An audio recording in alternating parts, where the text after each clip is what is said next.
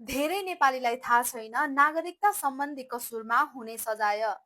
विदेशी नागरिकले झुठो विवरण दिई नागरिकता लिएमा 1 वर्षदेखि 5 वर्षसम्म कैद र 10,000देखि 1 लाख रुपियाँसम्म जरिवाना वा दुवै सजाय हुनेछ।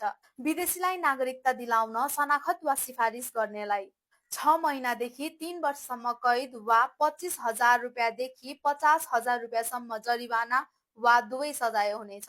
कसैले झुठो वा किर्ते नागरिकता प्रमाणपत्र तयार गरेमा 1 वर्षदेखि 5 वर्षसम्म कैद वा 20,000 रुपियाँदेखि 1 लाख रुपियाँसम्म जरिवाना वा दुवै सजाय हुनेछ।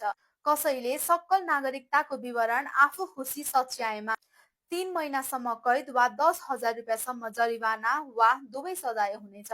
नेपाली नागरिकले झुठो विवरण दिएमा 15,000सम्म जरिवाना।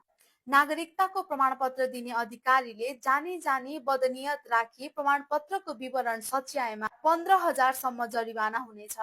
उद्योग गर्ने वा मद्दत गर्ने व्यक्तिलाई मुख्य कसुरदारलाई हुने सजायको आधा सजाय हुनेछ।